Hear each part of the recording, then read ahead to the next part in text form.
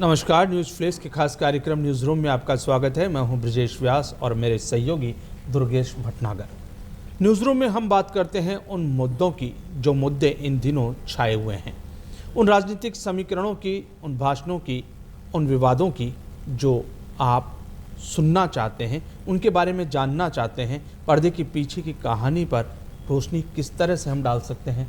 तो अगर हम बात करते हैं तो सबसे बड़ा मुद्दा इस समय राजस्थान में अगर है तो वो मुझे लगता है कि पिछले 3-4 दिन से जिसने पूरे जनमानस को झकझोर दिया वो है कि हमारी सरकारी हो चाहे प्राइवेट हो, स्कूलों के भवनों को कैसे सुरक्षित हम लोग रखें और उनके सुरक्षित न रहने की स्थिति में बच्चों को किस तरह से जो घटना हुई झालावाड़ में, बिल्कुल सारी चिंता का विषय है। हृदय विदारक ये घटना है और जिन ने रिपोर्टिंग करी उन लोगों से जब हमारी बातचीत हुई तो उनके मतलब बात करने में भी आंसू आ रहे थे, इसलिए कि वो बच्चे जो किलकारियाँ जहाँ गूंजती थी वहाँ अगर वहाँ उनके अभिभावकों की आए हों, छोटे बच्चे निकल नहीं पाए, दब गए, ये सारे दृश्य तो हमने भी देखे हैं अखबारों में, टीवी में, हमारे खुद के विजुअल्स में कि किस तरह से वो सारी घटना थी, किसी को भी विचलित कर सकती है। लेकिन क्या जब आम जनमानस को ये घटनाएं विचलित करती है तब सरकारी स्तर पर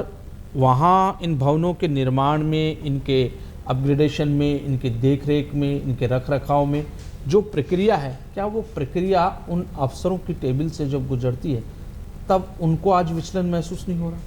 ना सरकार के स्तर पर जिन मंत्री की इसमें जिसको कहना चाहिए जिम्मेदारी तो उन्होंने ली कि जिम्मेदारी मेरी है, लेकिन जिम्मेदारी के बाद जो नैतिकता की बात वो अपने शिक्षकों को सिखाते हैं, जो उनसे मिलते हैं, तो वो नैतिकता कहाँ है?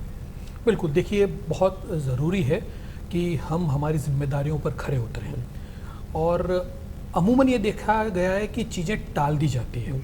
हमारे सरकारी सिस्टम में भी अगर देखें तो चीज़ों को टाल दिया जाता है या उनके पीछे बहुत बड़ा करप्शन जो है वो देखने को मिलता है। अब कहा जा रहा है कि जो झालावाड़ की जो घटना हुई है वो 1.5 साल पहले मरम्मत कराई गई थी, तो आखिर कैसे मरम्मत हुई, क्या कुछ हुआ, उस मरम्मत का क्या हुआ? यानी जो पानी टपकता था वहाँ से, इस वजह से उसकी मरम्मत हुई। रिपोर्ट भी गई कि हाँ अब टपकना बंद हुआ, पानी टपकना बंद, छतरी टपक करके नीचे आ गई और 7 बच्चों की जान ले गई। अभी हम वहाँ से मतलब निकले भी नहीं थे कि आज ही एक और जैसलमेर में पूनम सागर में वहाँ पर। से पहले मैं आपको एक और बात बताऊँ दुर्गेश, की सरकारी स्कूलों के भवनों की जर्जरता का आलम यह है और एक भय होता है, जब भूकंप आता है तो उसके बाद कई दिन तक उसका भय दिमाग में रहता है। जब हम इन विद्यालय भवनों के गिरने की, एक बिल्डिंग को गिरने का जो हादसा हमने देखा, वो मंजर जिसने भी किसी ने वीडियो उसका देखा वो सहम बिल्कुल उठा। और अब स्थिति यह है कि रविवार के दिन छुट्टी होने की वजह से एक बहुत बड़ी घटना टल गई। वहीं झालावाड़ ज़िले में हमने दिखाया है पूरा वीडियो, किस तरह से छत रात को गिरी, इस वजह से वहाँ कोई हादसा नहीं हुआ। तो ऐसे में कैसे हम कह सकते हैं कि अब बच्चों को कौन अभिभावक ऐसा है कि इन मौत के घरों के अंदर भेजे?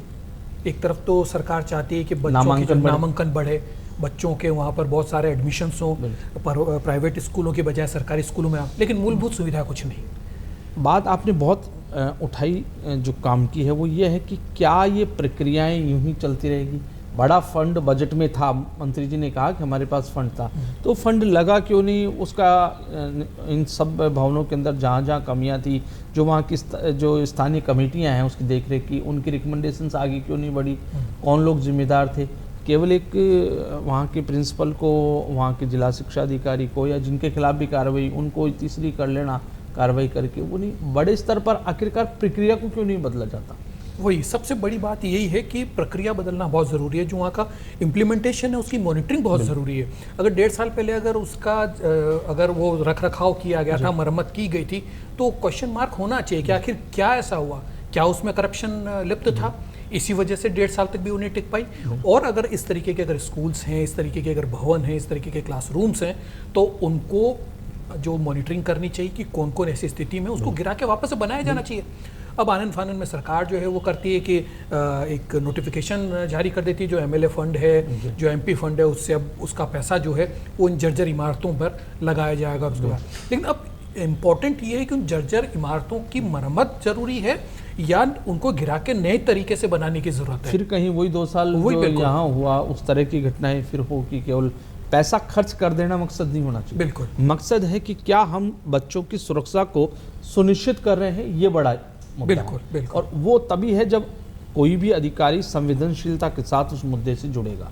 केवल कागजी कार्रवाई नहीं कि विद्यालयों में पैसा खर्च होना कर दीजिए, जो लोकल जेईएन है, एईएन है या जो भी वहाँ का मशीनरी है पीडब्ल्यूडी की गए और कर दिया, ये अवसर नहीं होना जाना चाहिए। बिल्कुल, आपदा को इस तरह से नहीं, ये आपदा है, इस आपदा से सीख लेकर के हमें अपनी प्रक्रिया में, नीतिगत निर्णयों में और हमें संवेदनशीलता के स्तर पर देखा जाना चाहिए कि ये इस छत के नीचे बच्चे बैठते हैं, वो मेरे भी हो सकते हैं, उनके भी हो सकते हैं। इस तरह की भावना के साथ अगर उस काम को अंजाम दिया जाएगा तो शायद मुझे लगता है तस्वीर जिम्मेदारी तय करना बहुत ज़रूरी है।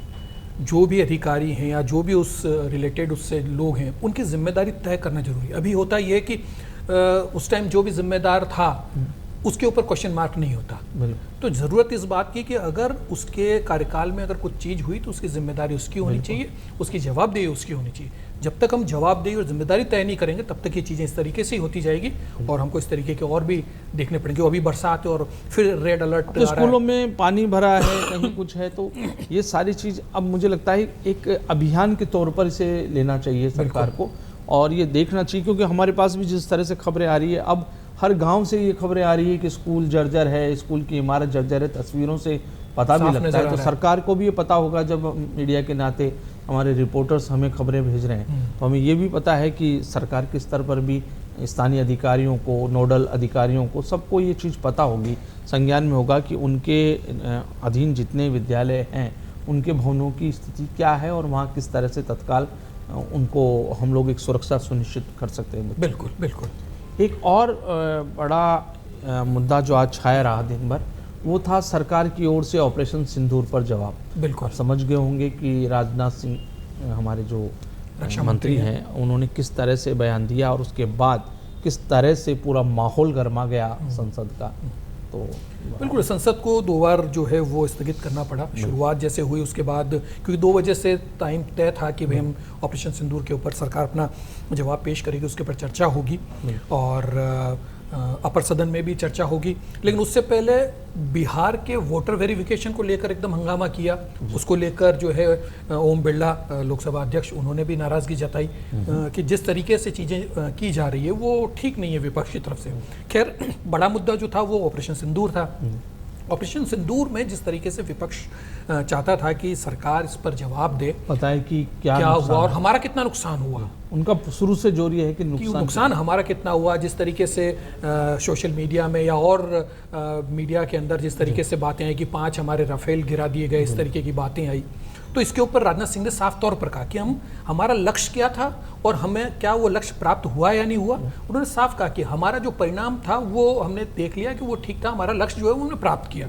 अब उसमें हमारा कितना नुकसान होता है ये गिनती नहीं होनी चाहिए। ये बिल्कुल ठीक है, सामरिक दृष्टि से भी अगर देखा जाए तो इससे मोराल जो है वो गिरता है सेना का भी, कि अगर गिरे चाहे नहीं गिरे। बात ये नहीं है कि वहाँ नुकसान हुआ यानी, बिल्कुल आप सही कह रहे हैं कि परिणाम देखे जाने चाहिए। बिल्कुल, और परिणाम ये है कि हमने जो ऑपरेशन सिंदूर जिस मकसद से चलाया था, बिल्कुल हमें वो नहीं देखना चाहिए कि पूरा युद्ध था। हमें ऑपरेशन सिंदूर के परिप्रेक्ष्य में कि वहाँ हमारा टारगेट था उन जगहों को जहाँ से आतंकवाद पनप रहा है, जहाँ से उसका ओरिजिन हो रहा है, हमें वहाँ जवाब देना था, वो दिया हमने। बिल्कुल। लेकिन उसके साथ एक बात और जो विपक्ष भी और ये चीज़ उठती भी रही है कि आखिरकार आतंकवादी आ कैसे गए। बिल्कुल, क्या ये लेकनेस ऑफ सिक्योरिटी था या हमारी इंटेलिजेंस था, ये बात जो है वो काइंड का सिक्योरिटी लैप्स तो था वहाँ पर, क्योंकि वहाँ पर जिस तरीके से रेकी करके और एकदम टाइम पर वो सारी चीज़ें हुई। उस दौरान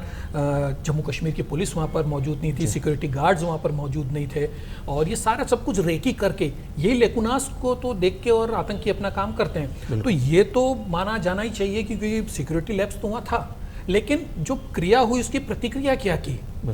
अब हुआ ये कि लोगों ने जिस तरीके से सोशल मीडिया का इस्तेमाल किया या जिस तरीके से चैनलों ने बढ़ चढ़कर बातें करी और पाकिस्तान के ऊपर युद्ध करने तक की बात हो गई और ये भी हो गया कि हमको पीओ को ले लेना चाहिए, ये मुश्किल थी। तो एकदम हमारी जो अपेक्षाएं बढ़ गई, ये न्यूज़ देखते हुए सोशल मीडिया पर जिस तरीके से चीज़ें हुई, ये उसकी कहना चाहिए कि एक बहुत ज़्यादा अति थी, और उसी कारण से जो है एक तरीके का जो परसेप्शन जो है वो क्रिएट हुआ, क्योंकि ये हमने आतंकवाद के खिलाफ आतंकवादियों को खत्म करने के लिए किया था। कोई युद्ध नहीं था, ये देश पर हमला नहीं था, कोई युद्ध वाला मामला नहीं था। उन्होंने हमारे लोगों को मारा तो हमने उनके आतंकी ठिकानों को टारगेट किया और उसको ध्वस्त किया। सीमित हमारा लक्ष्य था और उस लक्ष्य की हमें प्राप्ति हुई। तो वो बिल्कुल हमने प्राप्त किया, वो हमने चाहे हमको जैसे भी करना पड़ा, लेकिन वो हमने उनको किया। और सबसे बड़ी बात है, उनकी तरफ से जितना भी असला बारूद और जितना भी उनकी तरफ से ड्रोन्स भेजे गए, हमने सबको उसको नाबूद कर दिया।